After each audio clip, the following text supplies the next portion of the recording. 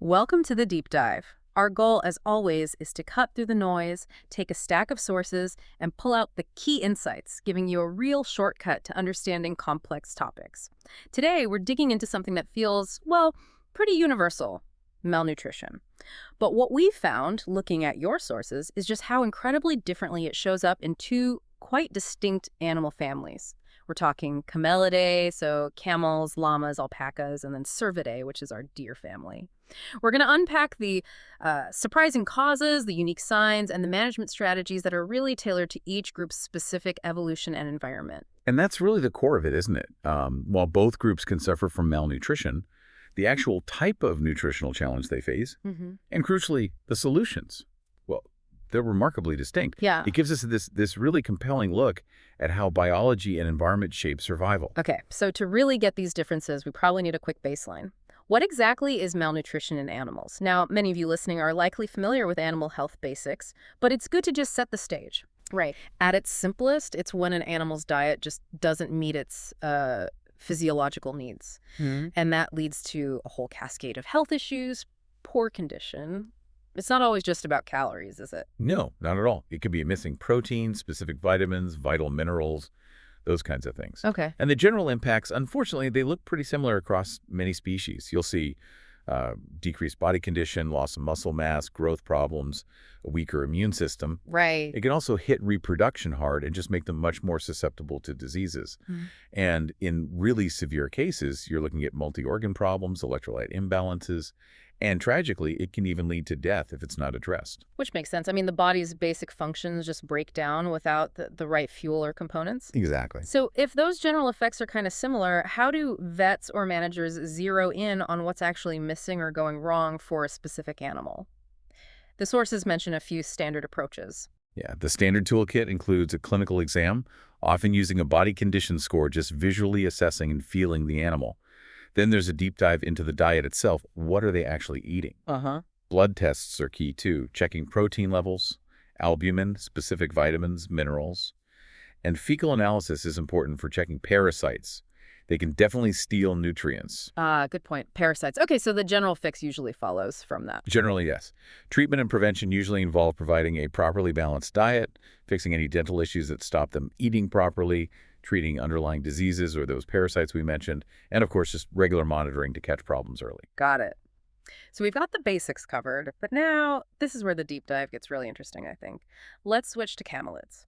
When you picture a camel, maybe in the desert, the first thought is often scarcity, maybe starvation, right? But the sources, they kind of flip that idea. They really do. It's fascinating. For these incredibly adapted animals, the main issue usually isn't a simple lack of calories. Their metabolic efficiency, how they handle low-quality food. Yeah. It's remarkable. They're pretty resilient to just pure energy shortage. So what is the main problem then? The real issue, the thing that stands out in the research, is often specific micronutrient deficiencies. So not the big energy picture, but the tiny vital components. Micronutrients. Yeah, and this often comes down to the environment, the poor quality, sandy soils in many desert or arid regions just lack things like phosphorus, copper, selenium, essential elements. So the causes are more nuanced than just not enough food. It's diets low in specific minerals, phosphorus, calcium, sodium, cobalt, copper, selenium, and also vitamins like A and E. Exactly. Though, of course, simply not having enough access to decent forage or supplements, especially in really dry areas, that's still a factor too. And what about the quality of what they are given? That plays a big role.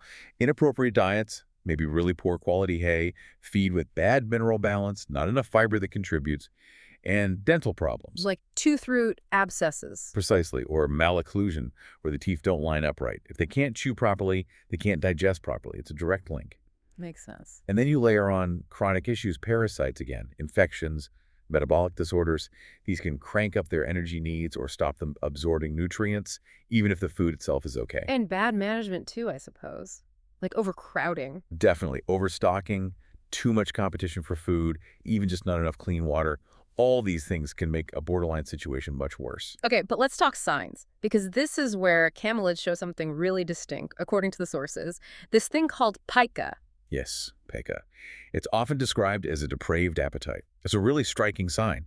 The animal starts chewing or eating things that aren't food wood, dirt, stones, even plastic or cloth. Wow. Why? It's thought to be a direct, almost instinctive attempt to find the minerals their body is desperately lacking. That's incredible. Like their body is screaming for minerals. And you mentioned it often goes along with weight loss and other issues. That's right. Progressive weight loss, lower milk production in females, sometimes regurgitation, and beyond pica, specific deficiencies have their own signs. Like what? Well, low calcium and phosphorus can cause bone problems, lameness.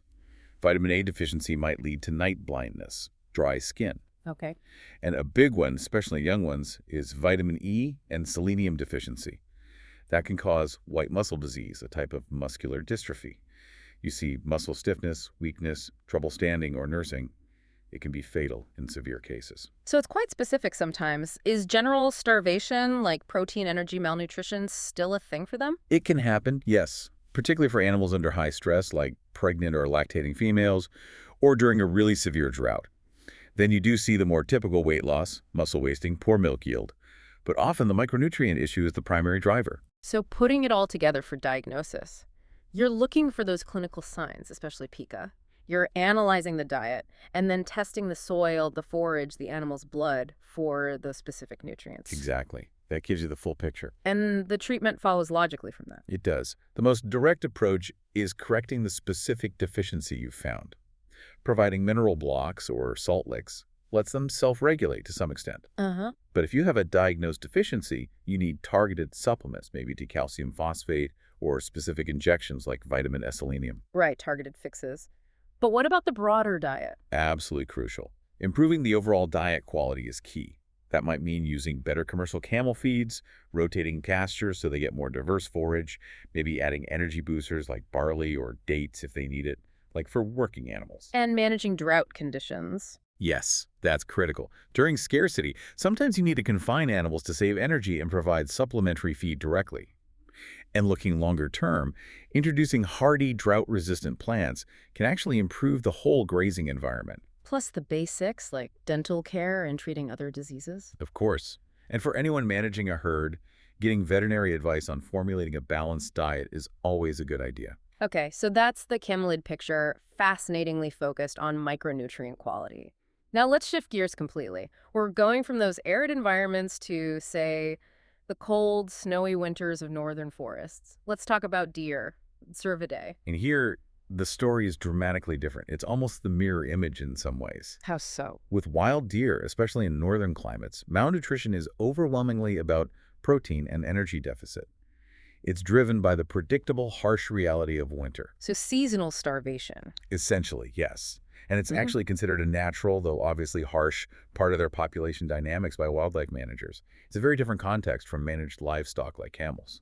Okay, so what drives this seasonal crisis for deer? The big one is winter severity. It's a combination of cold temperatures demanding more energy just to stay warm, deep snow, making it harder to move and find food, and the food that is available, mostly woody browse like twigs and buds, being pretty low in nutritional value. So they're burning way more calories than they can take in. Exactly. It creates a severe negative energy balance. They have to rely on the body fat they stored up in the autumn. And some individuals are more vulnerable, the very young, the very old, and bucks worn out from the mating season, the rut. And the habitat itself plays a role. A huge role. Habitat quality is directly tied to how well the deer population does. If you have too many deer for the area overpopulation, or if the forest is degraded, lacking that nutritious young growth deer prefer, you'll see widespread malnutrition. They essentially eat themselves out of house and home. In a way, yes. Overgrazing depletes the best food sources, pushing them onto poorer quality stuff, making the winter crunch even worse. Okay, now, this warning in the sources about supplemental feeding, it seems so counterintuitive. If deer are starving, why wouldn't you just give them food?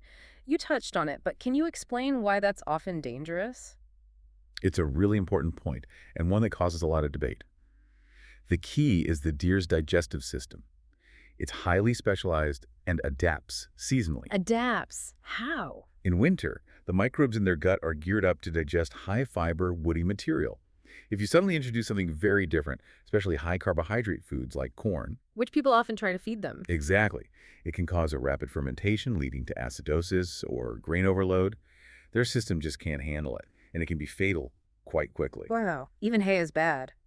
Even hay can be a problem. It sounds like good roughage, but their winter-adapted gut might not be able to extract enough nutrients from it efficiently. So paradoxically, a deer could starve with a full stomach of hay it can't properly digest. That's a critical detail. Nature's specialization can be unforgiving. It really highlights how careful we need to be when we try to intervene, even with the best intentions. So what does a starving deer actually look like? The sources mention some signs. Yeah, the obvious ones are emaciation. You can see their ribs, their spine clearly. They'll have a poor, rough-looking coat, general weakness, lethargy. Mm-hmm. You might seem less alert, less responsive. And a really key behavioral sign is losing their natural fear of humans. A deer letting you get close is often a very bad sign. Chilling. And there are specific deficiency signs too, similar to camels in some ways. Some overlap, yes. Mineral deficiencies might show up as fragile bones, swollen joints, and abnormal walk, or even deformed antlers in bucks. Lack of vitamin A can cause vision problems. Other deficiencies, like thiamine or vitamin E, could lead to poor growth or neurological issues. But the overriding issue in winter is usually that energy gap. And for wildlife managers, confirming starvation often happens after the animal has died. Unfortunately, yes. Postmortem examination is a critical tool. The absolute definitive signs are a complete lack of body fat reserves, subcutaneous, around the organs, and most tellingly, something called serous atrophy of the bone marrow. Serous atrophy, what's that? In a healthy, well-fed deer, the marrow inside the long bones, like the femur, is solid, white, and fatty. In a starved animal, the body has metabolized all that fat for energy. It gets replaced by this red or yellow sort of gelatinous translucent material. So the fat is literally gone from the marrow. Completely gone. It's the body's last resort for energy. Finding that is undeniable proof of severe, prolonged starvation. Okay, so given all this, managing malnutrition in wild deer isn't really about treating individual sick animals, is it? It's much bigger picture. Exactly. You can't realistically treat thousands of wild, starving deer. The focus has to be on the population level, on the ecosystem. So habitat management. That's the cornerstone.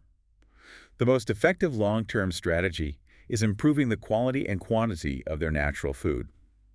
This involves things like sustainable forestry, creating openings in the forest canopy, let sunlight reach the floor, encouraging the growth of young, nutritious plants and shrubs that deer thrive on.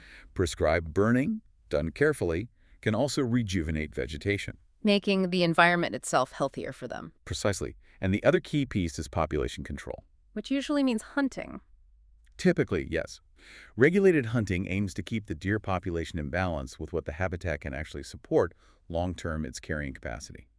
This prevents overbrowsing, reduces competition, and ensures the remaining deer have a better chance of finding enough food to get through the winter in good shape. It sounds harsh, but it's about the overall health of the herd and the habitat. That's the ecological perspective, yes. And back to supplemental feeding. Generally discouraged, but if people do it... The advice is very clear. If it's done, it must be done correctly to avoid harming the deer. Start early in winter before they're severely stressed. Use appropriate feed, maybe natural browse if you can provide it, oats or pellets specifically formulated for deer. Not corn or hay. Definitely avoid corn and hay because of those digestive risks we discussed. And distribute the feed widely at multiple sites to reduce crowding, competition, and the risk of spreading disease. But even done right, it's not ideal. It's often expensive, logistically difficult, and generally less effective for the long-term health of the population than improving the natural habitat. It can also concentrate deer, making them easier targets for predators or poaching, and increasing disease transmission risk.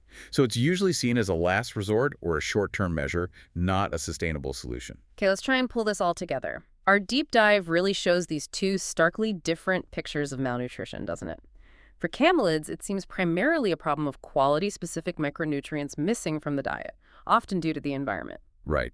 That's the main story there. Whereas for deer, particularly in colder climates, it's overwhelmingly a problem of quantity and seasonal availability. That predictable winter energy gap is the major threat. A very different challenge, driven by different ecological pressures. And understanding that difference is absolutely vital for managing these animals effectively. You can't apply a camelid solution to a deer problem, or vice versa. Yeah. For camels, the focus is often on targeted supplementation, improving feed quality. For wild deer, it's ecological management, habitat improvement, population control. Two very different toolkits. And the outlook. If malnutrition is caught early, Prognosis is generally pretty good for both groups if intervention happens early enough. Right. But if it's prolonged or severe, especially thinking about that serious atrophy in deer, the damage can be irreversible, or the outlook is much more guarded. Hmm. This whole exploration, it just hammers home how deeply connected an animal's health is to its specific evolutionary path and its environment. It really makes you wonder. What's that? Well, how many other challenges out there, in nature, or even in our own complex human systems? How many are being solved or dealt with in wildly different ways because of these kinds of subtle but really profound underlying differences that maybe we don't immediately recognize? That's a great thought to leave with. This deep dive showed us that even something seemingly straightforward like malnutrition holds layers of complex, species-specific adaptations and challenges. What other areas, maybe things we take for granted, could really benefit from peeling back the layers and looking at those nuanced underlying mechanisms? Makes you think.